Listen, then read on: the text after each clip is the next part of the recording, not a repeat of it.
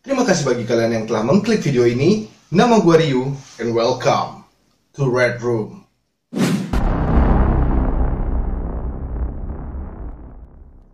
Pada video kali ini, kita akan membahas sebuah kasus yang berasal dari negara matahari terbit. Yap, apalagi kalau bukan negara Jepang. Kasus ini sangat menarik untuk kita bahas, sebab dari cerita ini, kita dapat memetik pelajaran yang sangat penting. Dan ini adalah sebuah kasus terbesar dalam sejarah dari seseorang yang bernama Hisashi Ouchi. Hisashi Ouchi tidak pernah menyangka kehidupan indahnya akan terenggut dan berakhir dengan siksaan rasa sakit yang sangat luar biasa di 83 hari terakhir pada masa hidupnya. Semua itu dikarenakan paparan radiasi nuklir yang dialami olehnya. Dan mari kita masuk ke dalam kronologinya.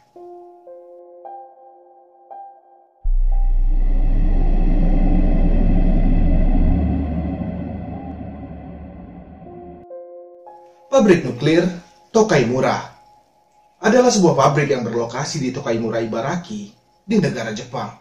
Pabrik tersebut berjarak sekitar 70 mil dari kota Tokyo, dan pabrik tersebut didirikan pada tahun 1966.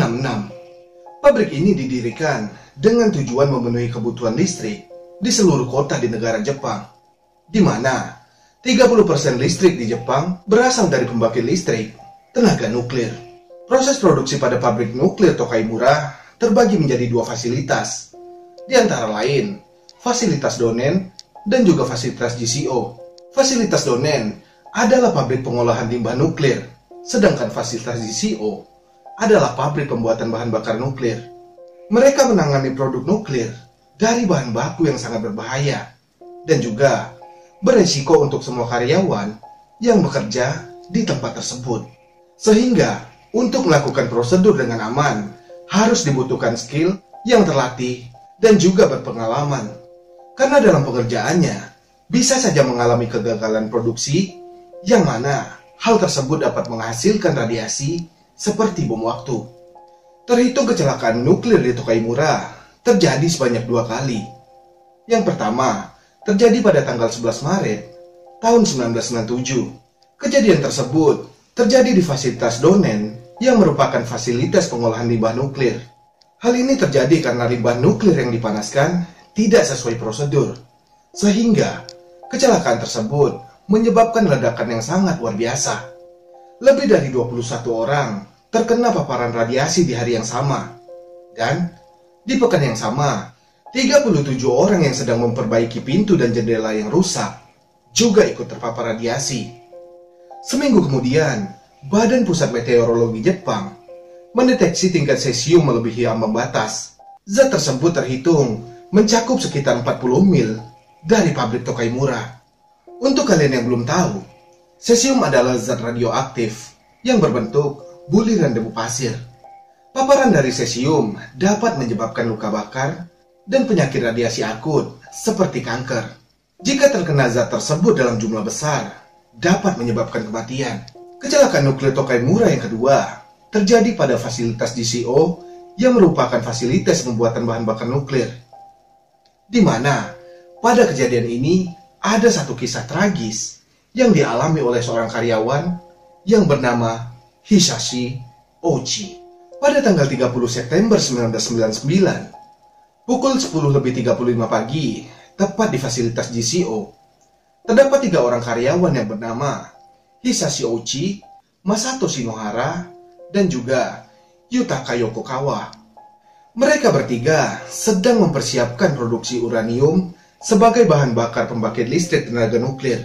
Saat itu merupakan kali pertama mereka menggunakan reaktor nuklir yang baru yang sudah lama tidak digunakan selama 3 tahun. Dan diketahui tidak ada kualifikasi atau pelatihan sebelum mereka melakukan hal baru ini. Padahal berdasarkan ketentuan SOP, harusnya ada syarat kualifikasi dan juga pelatihan sebelum melakukan proses produksi dengan reaktor nuklir yang baru. Dan parahnya lagi, untuk menghemat dan mempercepat proses produksi, mereka mencampurkan uranium dengan jumlah banyak secara langsung ke dalam tangki. Padahal, berdasarkan SOP, sebelum mencampur zat uranium ke dalam tangki, zat tersebut harus melewati tangki penyangga terlebih dahulu. Kemudian, zat tersebut dipompa ke dalam tangki sedikit demi sedikit dengan kenaikan aman sebesar 2,4 kg. Mereka sama sekali tidak menjalankan SOP dengan benar. Mereka langsung memasukkan zat uranium tersebut dalam tangki sebanyak 16 kg, di mana hal tersebut mencapai hampir 7 kali lipat dari batas maksimal yang diperbolehkan. Akibat dari hal ini, tangki mengalami masa kritis, sehingga terjadi pembelahan zat yang tidak dapat dikontrol dan memancarkan radiasi gamma. Pada saat itu, Hisashi berdiri dekat dengan tangki sambil memegang corong untuk memasukkan zat uranium ke dalam tangki tersebut. Sedangkan Masato berdiri di atas platform sambil menuangkan zat uranium. Dan Yutaka Yokokawa sedang berada di meja kerjanya yang berjarak 4 meter dari platform tangki tersebut. Tak berapa lama setelah proses itu, ketiga teknisi ini melihat kilatan berwarna biru yang diduga adalah radiasi Cherenkov. Beberapa menit setelah kejadian tersebut, Hisashi Ochi dan Masato mengalami mual-mual dan muntah. Lalu setelahnya, Hisashi Ochi tidak sadarkan diri karena dia adalah orang yang terpapar radiasi paling banyak di antara mereka. Dan dalam waktu singkat, tingkat radiasi meningkat dengan sangat cepat. Hal ini menyebabkan alarm sinar di pabrik berbunyi, sehingga membuat salah satu karyawan di gedung lain menyadari akan adanya bahaya. Dia pun segera berlari dan berinisiatif untuk menelpon bantuan medis. Lalu setelahnya, dia bergegas mengantar ketiga karyawan yang terpapar radiasi tersebut ke Rumah Sakit Nasional Radiologi. Tidak membutuhkan waktu yang lama untuk radiasi menyebar ke seluruh pabrik, sehingga semua karyawan harus segera dievakuasi. Hisashi Ochi adalah orang yang paling dekat dengan tangki tersebut, sehingga dia terpapar radiasi sebesar 17 SV, dan ini adalah dosis tertinggi dalam sejarah yang pernah diterima manusia. Masato terpapar 10 SV, dan Yutaka menerima paparan sebesar 3 SV. Sedangkan paparan yang diterima setiap tahun hanya sebesar 50 mili SV. Jadi, mereka bertiga menerima paparan radiasi berkali-kali lipat dari paparan yang diizinkan. Di hari pertama, Hisashi Ochi ditempatkan di kamar isolasi. Saat itu, tubuh Hisashi seperti manusia normal pada umumnya. Hanya saja, tangannya merasakan perih, memerah, dan juga bengkak. Mata Hisashi terlihat memerah pada saat itu. Akan tetapi, tidak ada luka melepuh atau luka terbakar di tubuhnya. Pihak medis sangat intens memperhatikan kondisi Hisashi, karena dia adalah orang yang menerima paparan paling banyak dari yang lainnya. Dia harus diisolasi dan dipasangkan alat di bagian dadanya agar pihak medis dengan cepat dapat mengetahui kondisinya. Pada hari ketujuh, Hisashi Ochi dipindahkan ke rumah sakit Tokyo dan ditempatkan di ruangan steril. Dia juga banyak kehilangan sel darah putih. Bahkan, sel darah putih yang ada di tubuhnya nyaris mendekati angka 0. Hal ini membuat Hisashi membutuhkan pendonor sel darah putih dari salah satu keluarga kandungnya. Dan, kakaknya adalah satu-satunya orang yang memiliki sel darah putih yang cocok untuk didonorkan. Pemerintahan Jepang saat itu mengumumkan bahwa Hisashi Ochi adalah pasien priority, sehingga seluruh dokter terbaik di Jepang dikumpulkan. Bahkan, dokter dari luar negeri pun didatangkan untuk menangani Hisashi. Transplantasi sel darah putih yang dilakukan Hisashi adalah transplantasi pertama yang pernah dilakukan dunia pada saat itu. Dan obat-obatan yang harus dikonsumsi Hisashi semuanya berasal dari luar negeri. Karena kehilangan sel darah putih dalam tubuhnya, salah satu efek yang ditimbulkan adalah ketika suster melepas rekatan alat-alat yang ada di dadanya, kulit Hisashi juga ikut terangkat pada rekatan itu. Bahkan, tidak ada kulit yang tumbuh setelahnya. Hisashi Ochi mengalami kesulitan pernapasan, dan dia juga sempat berkata kepada pihak medis yang merawatnya untuk mengakhiri hidupnya, karena dia sudah tidak tahan dengan rasa sakit yang dideritanya. Di hari ke-14, pihak medis melihat pembengkakan sudah menjalar ke seluruh tubuh Hisashi. Rambutnya rontok, pencernaannya mengalami gangguan, organ hati mulai gagal, dan ususnya juga sudah tidak berfungsi dengan normal. Tak berapa lama setelah itu, pihak medis mendapatkan laporan yang mengejutkan bahwa seluruh DNA Hisashi Ochi dinyatakan rusak. Lalu di hari ke-20, para penyidik datang untuk menjenguk Hisashi. Tapi Hisashi berkata dia ingin istirahat. Sebelumnya, Hisashi sempat mengatakan kepada pihak penyidik bahwa dia ingin dimatikan saja. Hal tersebut dikarenakan dia tidak mau dijadikan kelinci percobaan. Hisashi Ochi mengatakan bahwa selama 20 hari di rumah sakit, pihak rumah sakit melakukan 30 kali percobaan dengan alasan ingin menyembuhkan dan menyelamatkan nyawa Hisashi. Padahal Hisashi tahu bahwa dia tidak akan bisa ditolong dan tinggal menunggu ajal menjemputnya. Di hari ke-27, sel darah putih yang sebelumnya berhasil didonorkan kakak Hisashi akhirnya rusak. Hal ini diduga masih terdapat radiasi di dalam tubuh Hisashi. Lama-kelamaan, tubuh Hisashi Ochi terkelupas dan mengeluarkan banyak cairan. Ususnya mencair dan tubuh Hisashi sudah benar-benar tidak bisa memperbaiki diri lagi. 3 minggu setelah itu, Hisashi mengalami pendarahan dan dia menerima transfusi 10 liter darah hanya dalam waktu 12 jam. Dan dia juga kehilangan cairan tubuh sebanyak 10 liter. Sehingga para medis membungkus tubuhnya dengan kain kasa. Darah mulai keluar dari mata Hisashi dan semua kulit di tubuhnya terkelupas. Dokter berupaya melakukan transplantasi dengan kulit buatan.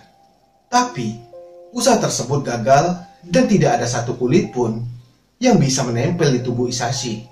Dan parahnya lagi, otot-otot di tubuhnya mulai rontok dari tulang. Di hari ke-59, jantung Hisashi berhenti selama 3 kali dalam kurun waktu 49 menit. Dokter berusaha menghidupkannya dengan alat pacu jantung. Dan akhirnya Hisashi hidup kembali. Tapi karena jantung Hisashi Ochi berhenti 3 kali, efeknya menyebabkan organ jantung dan otaknya mengalami rusak parah. Banyak pihak yang menyesalkan perbuatan para medis ini yang terus ingin membuat Hisashi hidup. Padahal seharusnya mereka membiarkan saja ketika jantung Hisashi mulai berhenti, agar dia dapat meninggal dengan tenang dan tidak dapat merasakan sakit lagi. Di hari ke-81, akhirnya pihak dokter berkata pada keluarga Hisashi untuk tidak menggunakan alat pacu jantung apabila jantung Hisashi berhenti berdetak lagi. Dan keluarga Hisashi pun menyetujui hal tersebut. Keesokan harinya, tepat pada hari ke-82, Hisashi mengalami pendarahan hebat dan seluruh organ-organnya sudah berhenti bekerja. Hal ini membuat pihak medis melepas semua alat bantu yang ada di tubuh Hisashi.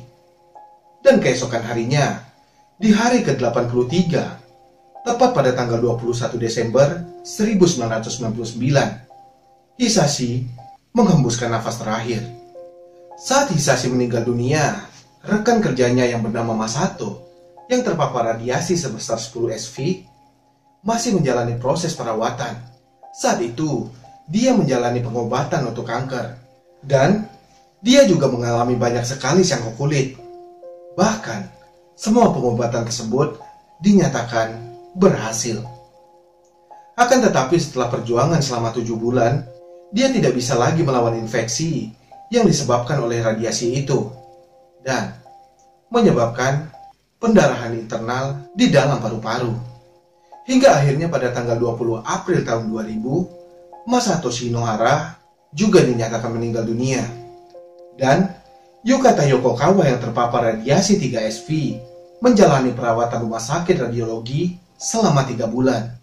Dan setelah itu, dia dinyatakan sembuh sebab dia hanya mengalami penyakit radiasi ringan. Dan pada bulan Oktober tahun 2000, Yukata mendapat tuduhan karena kelalaian pekerjaan. Kejadian ini juga tidak terlepas dari pimpinan teratas fasilitas GCO, yang mana dia juga bertanggung jawab atas kelalaian terhadap prosedur tersebut. Sehingga di bulan September tahun 2000, GCO membayar ganti rugi sebesar 121 juta dolar sebagai kompensasi kepada 7.000 penduduk yang terekspos paparan radiasi. Dan pada bulan April tahun 2001, Presiden Direktur ZCO mengaku bersalah di pengadilan atas kelalaiannya. Ini benar-benar pelajaran yang gue dan kalian semua bisa petik dari insiden ini. Selain mempermudah kita dalam pekerjaan, SOP juga penting diterapkan dalam perusahaan tempat kita bekerja, agar tidak terjadi masalah yang tidak diinginkan ataupun kecelakaan kerja, sehingga akibatnya dapat merugikan diri sendiri ataupun orang lain. Dan itulah dia tadi kisah memilukan yang menimpa Hisashi Ouchi. Terima kasih telah menonton video ini sampai habis.